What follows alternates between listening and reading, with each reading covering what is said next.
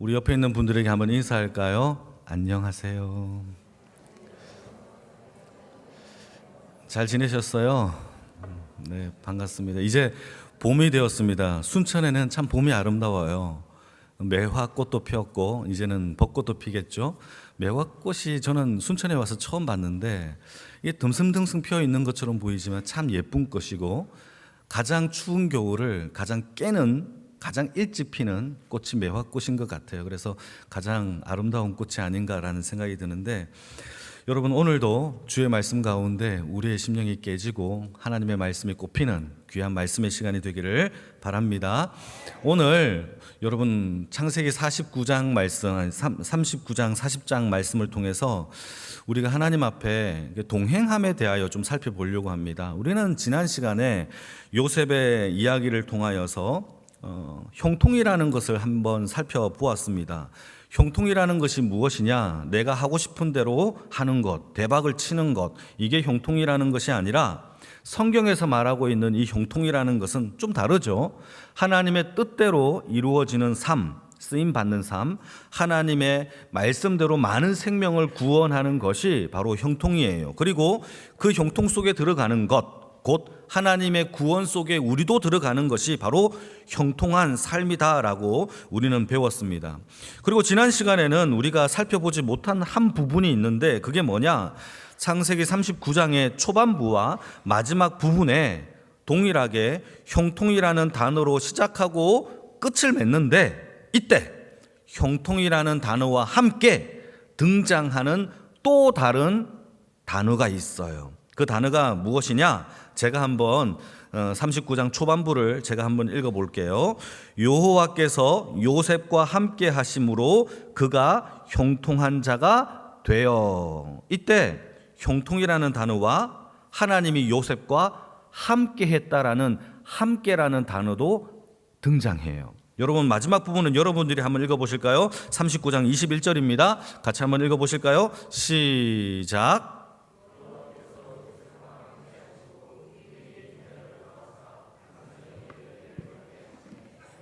네, 그렇죠.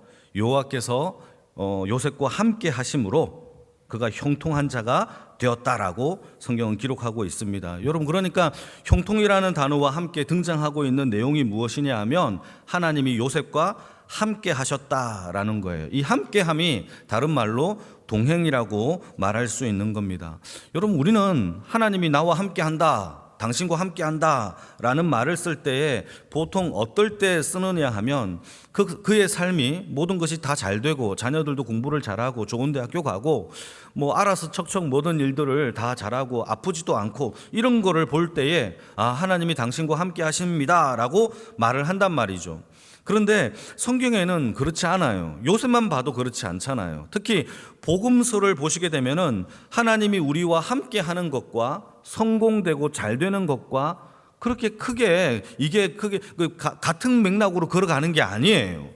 여러분, 예컨대 마가복음 4장 말씀을 보시게 되면은 예수님께서 갈릴리 사역을 마치시고 갈릴리 호수를 건너가실 때에 큰 풍랑이 일어나요. 그런데 예수님은 그때 배에서 잠을 자고 있었고 제자들은 큰 풍랑으로 인하여 난리가 난 겁니다. 배가 다 깨지고 배가 가라앉게 된 겁니다. 여러분, 이때 예수님이 우리와 함께 하시면 풍랑조차도 일어나지 않아야 되거든요. 하나님의 아들 예수가 나와 함께 계시는데 어떻게 이런 풍랑이 나에게 올 수 있느냐라고 말할 수 있단 말이에요. 성령님의 충만함을 받았으면 고난이 안 오느냐? 그렇지 않다라는 거예요. 성경에는 우리가 잘 되는 것과 그리고 하나님의 동행함을 여러분 크게 그렇게 상관이 별로 없어요. 우리의 고난과 하나님의 동행하심을. 그럼 성경은 도대체 우리와 하나님이 함께 하시는 것을 어떻게 설명하느냐? 우리의 삶 가운데서 고난이 사라진 것을 이야기하는 것이 아니라 하나님이 우리 인생에 중심에 찾아오셔서 우리의 삶을 쥐고 계신 것을 하나님의 동행이다라고 이야기하는 겁니다. 우리는 자꾸 인간 중심에서 하나님의 동행을 이해하려고 해요. 근데 성경은 그렇지 않아요. 동행이라는 것은 하나님이 우리의 인생의 주도권을 쥐고 가시는 것을 동행이다라고 이야기를 해요. 조금 더 설명해 볼게요. 여러분 성경의 창세기를 보시게 되면 하나님과 동행했던 대표적인 두 사람이 등장하는데, 한 사람은 에녹이라는 사람이고 또 한 사람은 노아라는 사람이에요. 에녹이라는 사람은 성경에 많이 기록되고 있지 않아요. 몇 구절밖에 없어요. 그가 하나님과 동행하였더라, 이게 다예요. 그래서 우리가 노아라는 사람을 한번 살펴봅시다. 노아라는 사람이 하나님과 동행했는데 한번 읽어볼까요? 창세기 6장 9절 말씀입니다. 같이 한번 읽겠습니다. 시작. 이것이 노아의 족보라. 노아는 의인이요 당대의 완전한 자라. 그는 하나님과 동행했대요. 여러분 여기를 보시게 되면 노아를 어떻게 설명하느냐? 의인이고 당대의 완전한 사람이고 심지어 그가 하나님과 동행했다라고 기록하고 있어요. 자, 그렇다면 하나님과 동행했고 의인이고 당대의 완전한 사람이다라고 성경에서 말을 했다면 그는 당연히 편안한 삶을 살았고 성공하고 부유롭게 살았다라고 이해할 수 있잖아요. 그런데 그렇지 않아요. 그의 일생을 보시게 되면 일생의 거의 많은 시간을 방주를 짓는 시간으로 노동을 해야 했고, 하나님의 심판, 홍수 심판으로 인하여 그의 친척과 친구와 이웃들이 다 죽음으로 몰살당하는 사건을 당해야 했던 사람이에요. 뿐만 아니라 그의 아들, 여러분 이 함이라는 아들을 저주를 해야 할 수밖에 없는 상황까지 몰고 갔던 그러한 인생들을 보게 될 때 노아는 과연 형통했느냐라고 말할 때에 말할 수 없는 거죠. 그럼에도 불구하고 성경은 뭐라고 이야기를 하느냐? 노아의 삶을 당대의 의인이었고 형통했다, 하나님이 그와 동행했다라고 성경은 기록하고 있다라는 사실이에요. 여러분 노아의 입장에서의 동행이 아니에요. 하나님의 입장에서 노아의 삶을 동행했다라고 하나님이 명명하는 삶이 바로 동행하는 삶의 의미라는 사실이죠. 그러니까 하나님과 동행하는 삶은 하나님이 우리 인생에 들어오셔서 우리의 삶을 하나님이 주도하여 붙잡는 사건을 동행의 사건이다라고 말할 수 있는 겁니다. 이때 우리의 고난과 아픔이 동행함으로 사라지거나 없어지어 만사형통되어지는 것을 이야기하는 것이 아니라 우리 앞에 닥쳐진 고난도 아픔도 하나님께서 말씀을 보내셔서 우리에게 큰 위로와 힘으로 돕고 고난을 말씀 가운데 이겨낼 수 있도록 돕는 그 사건을 동행의 사건이다라고 성경은 얘기하고 있어요. 좀 다르죠. 그 동행이에요. 시편 107편 20절 말씀을 한번 읽어볼까요? 여기에 하나님이 우리 인생 가운데 동행하는 내용을 설명합니다. 같이 읽겠습니다. 시작. 그가 그의 말씀을 보내어 그들을 고치시고 위험한 지경에서 건지시는도다. 이게 동행이에요. 여러분 여기서 영어 성경을 보시게 되면은 하나님이 그에게 말씀을 보낸다라는 이 말씀이 sent forth라고 되어 있어요. 이 말이 무슨 뜻이냐면 sent는 보내다라는 뜻이고 forth는 앞서라는 뜻이에요. 그러니까 하나님의 말씀을 우리가 고난도 닥치기 전에, 문제가 임박하기도 전에 하나님이 먼저 sent forth, 먼저 보내셔서 하나님의 말씀으로 우리를 고치시고 위로하시고 위험한 지경에서 건지시는 것을 동행이다라고 성경은 이야기하고 있는 거예요. 믿으시면 아멘. 여러분 그래서 여러분 위험한 지경 가운데서 하나님의 말씀을 붙잡는 그 인생이 참 지혜로운 인생이에요. 말씀 시간에 말씀이 들리는 인생이 복된 인생이에요. 그 말씀을 붙잡고 살아가기를 주님의 이름으로 축복합니다. 그래서 여러분 중요해요. 하나님과 동행하는 삶에 있어서 가장 중요한 게 하나 있어요. 그게 무엇이냐 하면 하나님 앞에 붙잡힌 삶을 살기 위해서는 반드시 우리의 고집, 내 뜻, 내 의지, 내 아집, 내 주장을 버려야 해요. 안 버리면 붙잡히지를 못해요. 동행 자체가 불가능해요. 하고 싶은 일을 하는 게 아니에요. 동행은 가고 싶은 곳을 가는 게 아니에요. 중요한 얘기예요. 하나님이 이끄시는 자의 삶을 살기 위해서는 힘을 버려야 돼요. 힘을 빼야 돼요. 내 주장, 내 고집, 내 성격을 버려야 돼요. 그래야만 붙잡힌 주의 인생이 되어지는 줄 믿으시길 축복합니다. 주체가 하나님께 있어요. 그렇기 때문에 내가 가고 싶은 것이 아니라 하나님께 이끄심을 받는 동행의 삶이 비로소 펼쳐질 수 있다라는 거죠. 예를 들어서 아버지가 화가인 아버지가 계세요. 그의 딸이 아버지가 그림을 그리는 거 보고 너무 멋있어서 아버지 나도 그림 그리게 해주세요 라고 얘기를 하는 거예요. 그래서 딸아이가 아버지의 그리는 그 캔버스에다가 그림을 그리는데 제대로 그리겠습니까? 삐쭉삐쭉 절쭉절쭉 하면서 그리겠죠. 그걸 보고 있다가 아버지가 얘야 내가 너에게 그림 그리는 방법을 가르쳐 줄게 하면서 아이의 손에 아버지의 손을 포개어서 그림을 그리기 시작합니다. 자, 이때 딸아이가 힘을 꽉 주고 있다고 한다면 그림이 제대로 아버지가 그림을 가르칠 수가 있어요, 없어요? 없단 말이에요. 힘을 꽉 주면 어떻게 그리겠어요? 여러분 힘을 꽉 주면 어떻게 되는지 아십니까? 아버지가 더 큰 힘으로 강제로 그리게 돼요. 여러분 그게 얼마나 힘들겠어요. 여러분 우리가 힘을 빼는 주의 인생이 되기를 축복합니다. 아버지의 손이 내 손을 포개어서 여러분 힘을 뺄 때 비로소 아버지의 프로젝트가 펼쳐져요. 아버지의 윌링, 의지가 뜻이 그때 비로소 펼쳐지게 되어지는 것이에요. 여러분 그것이 바로 동행한다라는 삶의 뜻이에요. 반드시 우리의 힘, 우리의 손에 힘을 빼야 아버지의 실력이 내 인생 가운데 그려지게 되어지는 겁니다. 그래서 우리가 하나님과 동행하려면 반드시 내 힘, 내 의지를 빼야 하나님이 우리 인생 가운데 하나님의 꿈이 내 꿈이 되어지고 아버지의 뜻이 우리의 뜻이 되어지는 동행하는 삶을 살 줄로 믿으시길 축복합니다. 그러니까 이거는 주도적인 삶이 하나님께 있어요. 여러분 하나님께 붙잡힌 삶을 살기를 원하십니까? 아멘입니까? 그렇다면 성경은 우리에게 얘기합니다. 나를 십자가에 못 박으래요. 내 고집, 내 아집을 십자가에 못 박아야만 하나님 앞에 순복하는 삶을 살 수 있다라고 성경은 얘기한다라는 거죠. 이게 바로 요셉이었어요. 요셉은 하나님과 동행하는 삶을 살았고 하나님이 늘 그와 함께 하셨어요.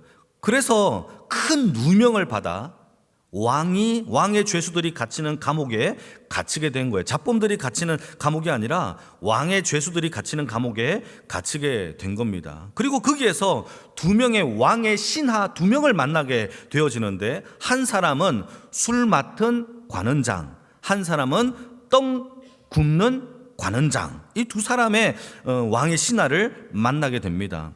여러분 이때 관원장이라는 단어 있잖아요. 이 관원장이 우리가 지난 시간에 살펴본 보디발 시위대장하고 똑같은 히브리 단어예요. 사르예요. 사르.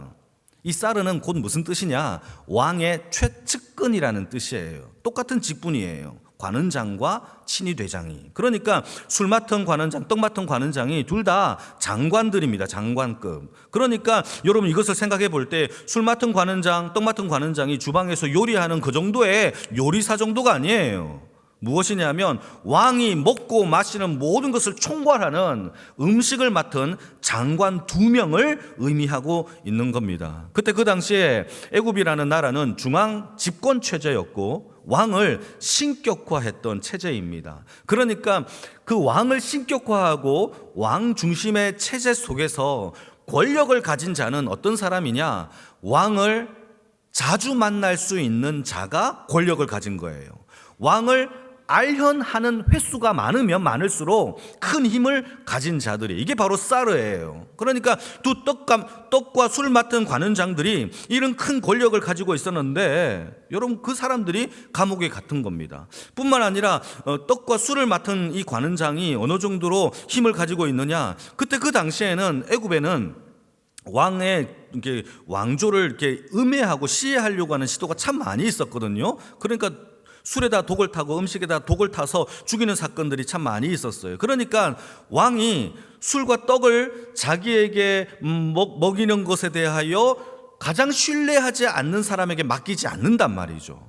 그러니까 이 두 관원장은 굉장히 왕에게 신뢰를 맡았던 그런 사람들이라는 것을 우리는 알 수 있죠. 그럼에도 불구하고 왕에게 죄를 지어서 이 감옥에 갇히게 되어진 겁니다. 그리고 이 감옥은 요셉이 갇힌 감옥에 똑같은 감옥에서 갇히게 된 것이죠. 이미 감옥에 들어와 있었던 요셉은 이 간수장에게 이미 좋은 평판을 받고 있었고, 그래서 간수장에게 신임을 얻어서 자기의 수족처럼 부리는 이런 일들이 벌어지고 있었죠. 같이 한번 읽어볼까요? 창세기 39장 22절 23절 말씀입니다. 같이 읽겠습니다. 시작.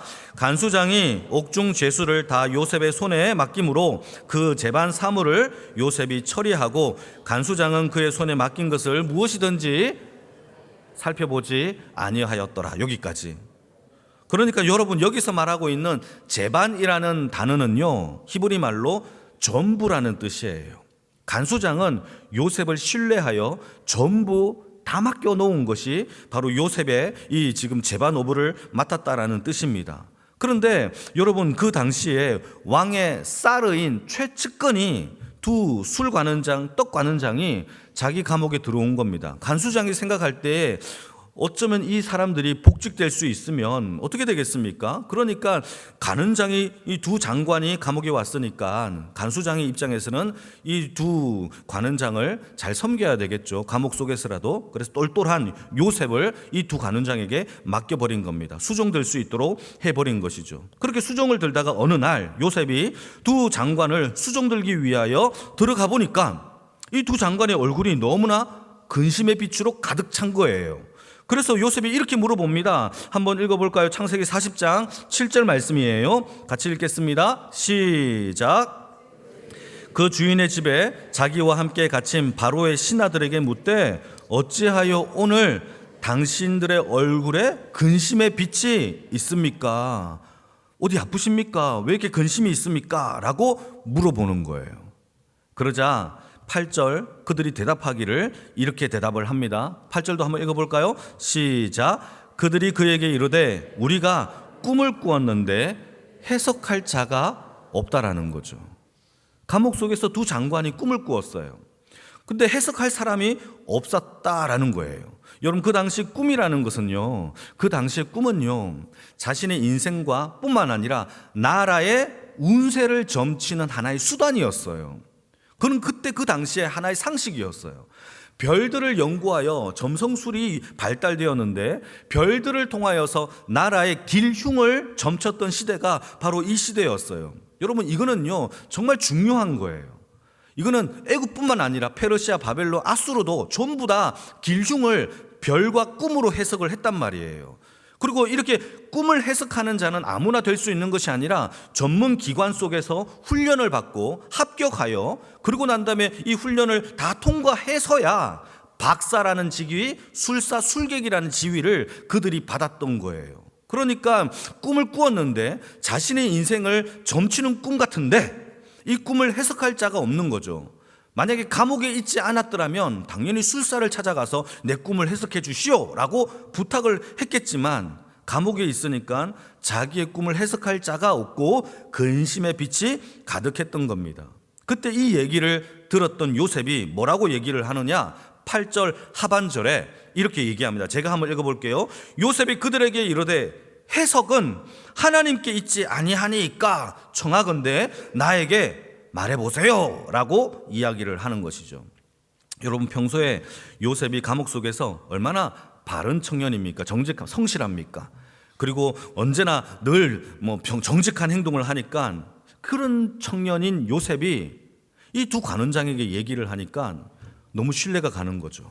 뿐만 아니라 빚져야 본전이니까 내 꿈 한번 얘기해 볼게 하면서 요셉에게 자기의 꿈 이야기를 하나 들려줍니다. 내가 꿈을 꾸었는데 어떤 꿈을 꾸었는지 술 맡은 관원장이 먼저 입을 열어 이야기를 합니다. 여보게, 나는 어젯밤에 포도나무를 보았는데 이 포도나무에 3가지의 가지가 뻗어 있었어. 그리고는 많은 포도 열매가 맺어져서 내가 그 포도를 보고 왕에게 즙을 짜서 드리고 싶은 마음이 있어서 따서 즙을 짜 바로 왕에게 바쳤다네. 이게 도대체 무슨 꿈인지 모르겠어 라고 하자 요셉이 그 꿈을 해석합니다. 포도나무는 당신의 직업을 얘기하고 있고 3가지의 가지는 앞으로 3일 후를 얘기하고 있고, 포도즙을 짜서 바로 왕에게 드렸다라는 것은 당신의 직위가 바로 회복될 것을 의미하고 있습니다 라고 얘기하니까, 이렇게 명쾌하게 해석을 하니까 술 맡은 관원장이 너무 기쁜 겁니다. 우와, 기쁜 거죠. 이때 요셉이 술 맡은 관원장에게 한 가지 부탁을 해요. 그 부탁이 무엇이냐? 한번 읽어볼까요? 창세기 40장 14절에서 15절인데 여러분들이 한번 읽어주시기 바랍니다. 시작.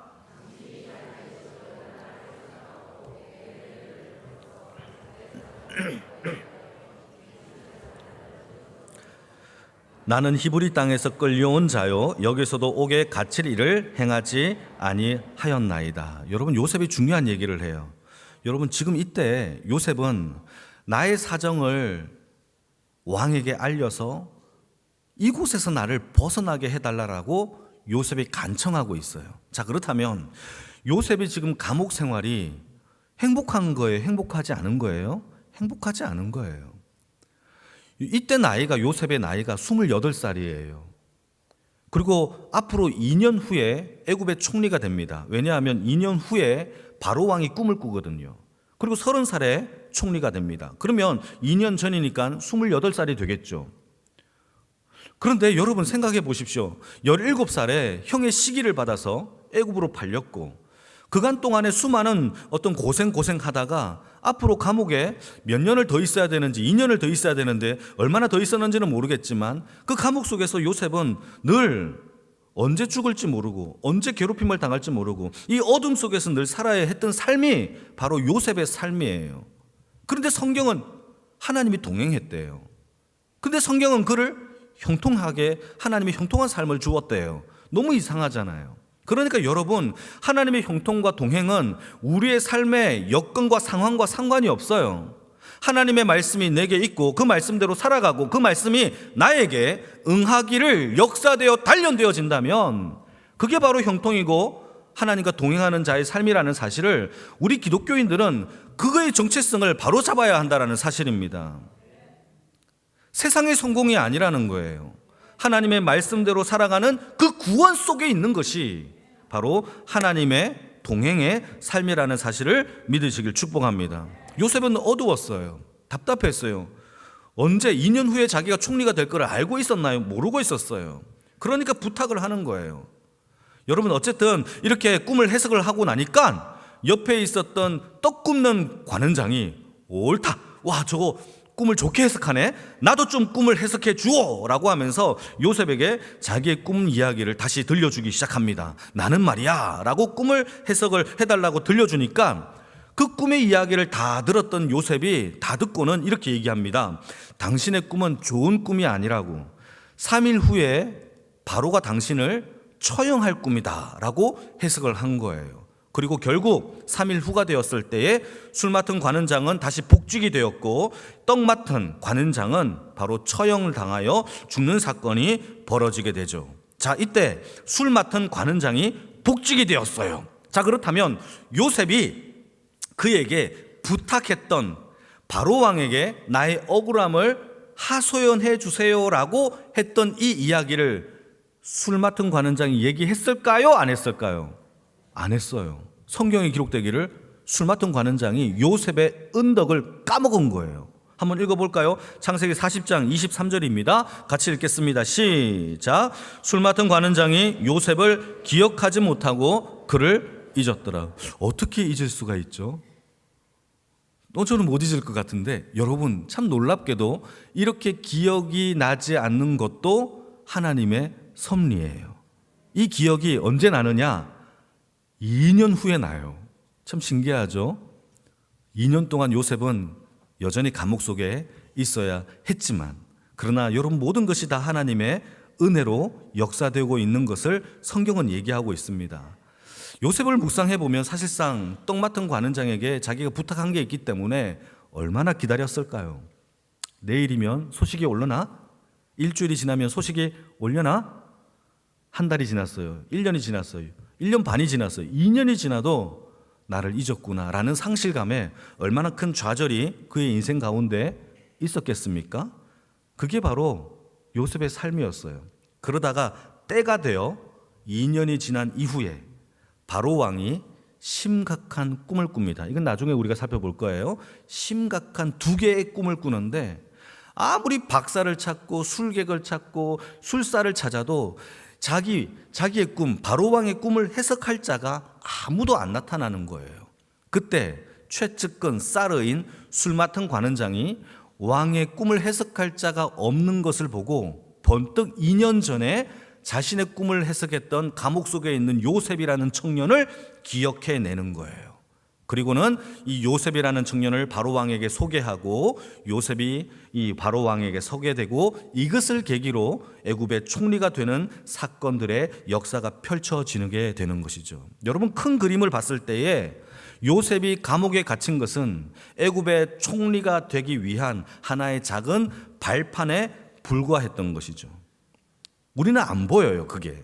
어쩌면 요셉은 애굽으로 노예로 팔리는 것조차도 하나님이 한 발판으로 쓰신 것이고, 누명을 받아 잡범들이 감옥에 갇히는 그런 감옥이 아니라 왕의 죄수들이 갇히는 감옥에 간 것도 하나님이 작은 발판으로 사용하신 것이고, 그곳에서 술 맡은 관원장을 만나게 된 것도 하나님의 섭리이고, 그곳에서 심지어 술 맡은 관원장이 2년 동안 요셉을 망각한 것도 하나님의 은혜로 이루어진, 하나님의 뜻대로 이루어진 형통임을 성경은 이야기하고 있다라는 사실이에요. 어떤 것 무엇 하나 원망할 게 없어요. 여러분, 하나님의 통치하심을 믿으시기를 축복합니다. 그래서 성경은 우리에게 감사하라라고 명령하는 거예요. 여러분, 자, 이때 요셉은 애굽 총리가 되었습니다. 자, 그러면 하나님이 요셉을 향한 궁극적인 목적이 애굽의 총리가 되는 것으로 끝났을까요? 중요한 얘기예요, 지금부터. 자, 그렇다면 한 가지 깊이 한번 생각해 봅시다. 요셉이 애굽의 총리가 된 것과 감옥에 갇힌 것이 하나님의 편에 봤을 때에는 동등한 하나님의 꿈을 이루기 위한 동일한 발판이에요. 인간의 눈으로 봤을 때는 애굽의 총리는 좋은 것이고 감옥에 갇힌 것은 나쁜 것이다라고 생각할 수 있지만, 하나님의 그 큰 구원의 섭리로 봤을 때에는 요셉을 감옥에 넣은 것도 총리가 되게 한 것도 모두 다 하나님의 편에서는 아버지의 뜻을 이루기 위한 함께 하심의 과정들이었다라는 사실을 우리는 기억해야 돼요. 이걸 알아야 형통의 뜻이 무엇인지를 비로소 알 수 있어요. 여러분, 하나님의 궁극적인 목적이 뭐냐? 애굽의 총리냐? 그게 아니에요. 여러분, 우리가 지난 시간에 한 번 더 읽었는데요. 한 번 더 읽어볼까요? 창세기 50장 20절 말씀입니다. 같이 한번 읽어볼까요? 하나님의 궁극적인 목적은 이겁니다. 같이 읽겠습니다. 시작. 당신들은 나를 해하려 하였으나 하나님은 그것을 선으로 바꾸사 오늘과 같이 많은 백성의 생명을 구원하게 하시기 위하여 요셉을 그렇게 사용하셨다라는 사실이에요. 여러분, 이것이 하나님의 궁극적인 목적이었어요. 우리가 요셉이 거쳐간 모든 자리에서 하나님은 하나님의 구원의 통로가 되기 위하여 그를 한 과정 속에서 사용하신 것 뿐이지, 그래서 동행하신 것이고, 그래서 하나님이 그에게 모든 함께 하심을 통하여 말씀을 보내신 것이지, 그가 총리가 되게 하기 위하여 그것을 목적으로 삼은 삶이 아니라는 사실이에요. 여러분, 우리는 자꾸 총리가 되기를 원하는데, 여러분, 그것은 하나의 과정이고 동일한 하나님의 섭리 속에 있는 과정 속에 불과해요. 그러나 하나님의 동행은 무엇이냐? 감옥에 갇혔을 때에도, 총리가 되었을 때에도 하나님의 그 구원을 이루기 위한 우리의 순종함이 있을 때에 하나님의 형통함이 우리의 삶 속에서 비로소 펼쳐진다라는 사실을 믿으시기를 축복합니다. 요셉은 얼마나 답답했을까요? 언제 자기가 풀려날지 몰라요. 지금의 법은요, 징역 5년 하면 5년이라는 시간이 알잖아요. 우리가 알기 때문에 5년을 기다릴 수 있어요. 근데 요셉은 그러지 않았어요. 언제 풀려날지를 몰라요.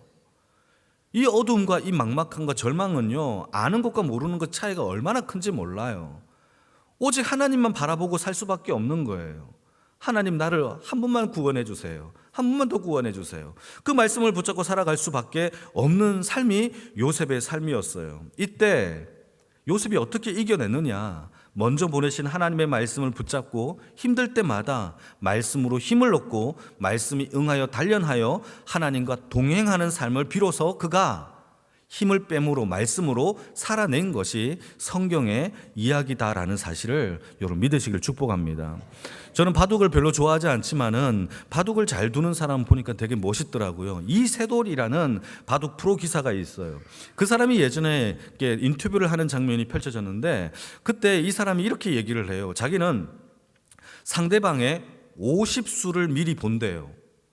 50수가 뭐냐 하면 50번 갔다 갔다 하는 거를 상대방이 어떻게 나에게 공격을 할지를 50번을 미리 예측을 한다라는 사실이죠.